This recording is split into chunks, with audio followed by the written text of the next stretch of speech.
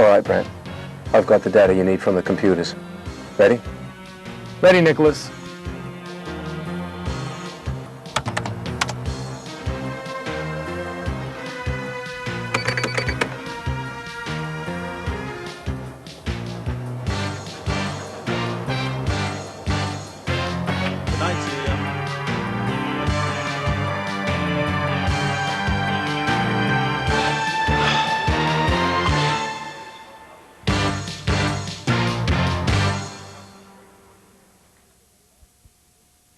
So I think we've had a very profitable 72 hours.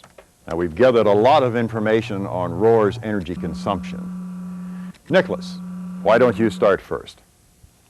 Well, Roar has managed to save some money in energy costs already, but they still have a long way to go. If you will, please. All right. Now, this is the annual energy cost at Roar for all utilities, including water, natural gas, and so on. As you can see, the company's largest expense is in the area of electricity. Now, here's how it all breaks down. Right? The biggest users of electricity are the furnaces, which are used in production and which make up about 29% of the total energy cost.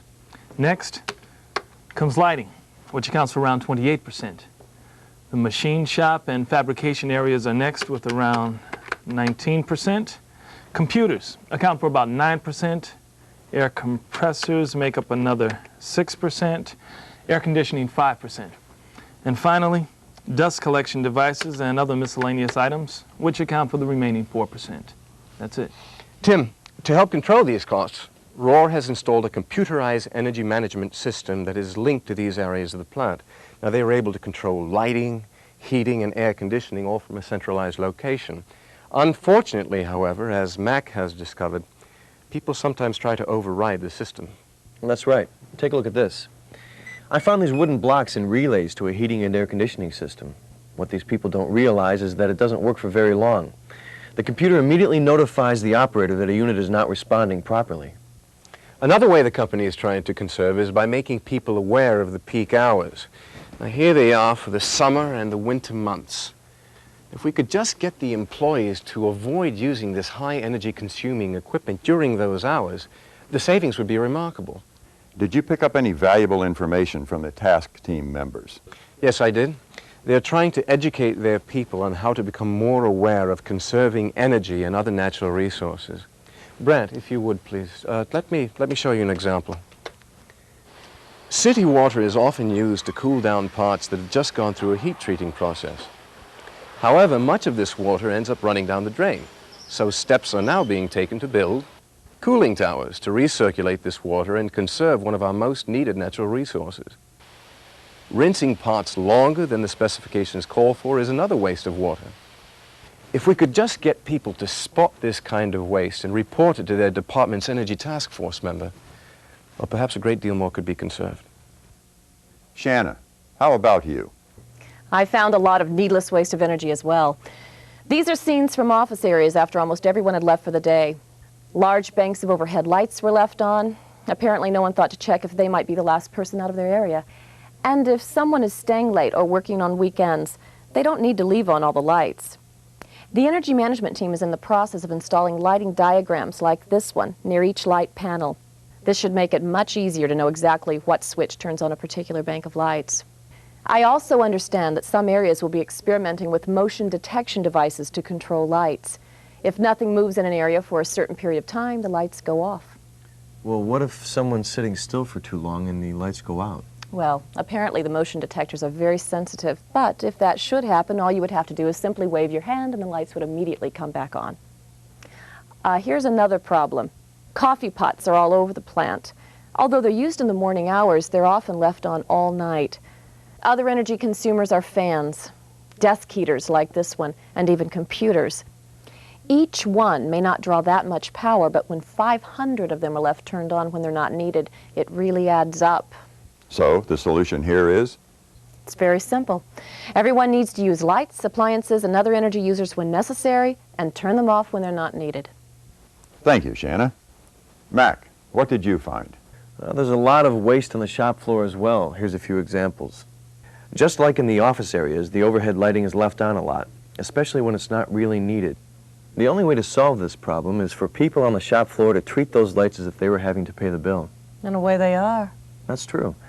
Energy waste can really impact the company's overall financial picture, and that affects everyone. Now, some of these examples are not only of needless waste, but can be safety hazards as well. For instance, this man's using an air hose to clean off his workbench, a very costly factor, especially if hundreds of people do this every day. And this one's not only wasting energy by using compressed air to cool himself down, but this is a real dangerous practice. Compressed air leaks are another problem. Those 350 horsepower compressor motors use a tremendous amount of electrical power. Brent? Tim, I've calculated the amount of money just one air leak will cost the company over a 1-month period. A constant leak of only 1/16 of an inch will lose 182,000 cubic feet of air, costing $27.30 per month.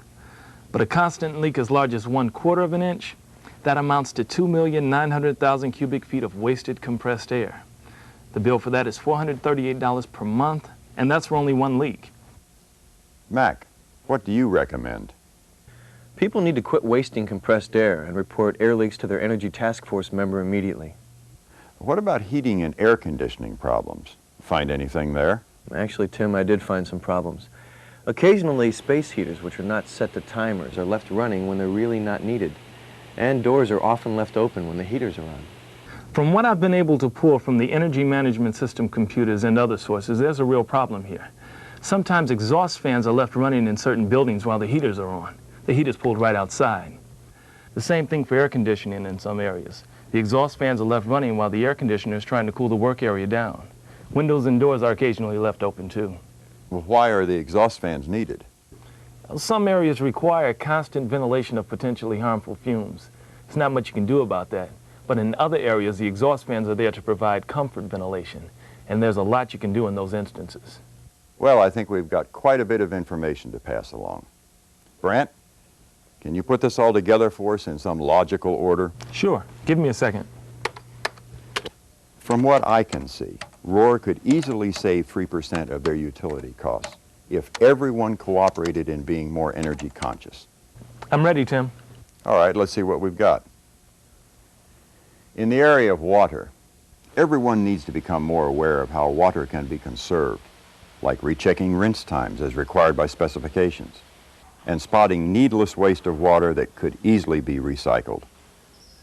In the area of natural gas, people need to be aware of the use of space heaters and keep doors and windows closed and exhaust fans off during cold weather. The biggest problem we found seems to be conservation of electricity. Everyone needs to turn off lights when they're not needed, whether in office areas or on the manufacturing floor. Those diagrams on the lighting panels will certainly help. So will motion detectors. Other energy users need to be turned off, like coffee pots, fans, desk heaters, and even computers. One area that most people don't think about is compressed air leaks. A lot of compressed air is wasted in cleaning off workbenches or in the very dangerous practice of trying to cool yourself down during hot weather. All air leaks should be reported to supervisors and steps taken immediately to fix the leaks. The cost of running those compressors is one of Rohr's biggest expenses. Well, we've done our job. Now it's up to everyone to do theirs. Do you think this will have much of an impact, Tim? I think so. The people at Rohr really do care. Sometimes they just have to be reminded, though. Maybe the next time they open up their utility bill, they'll be thankful they don't have to pay for this one.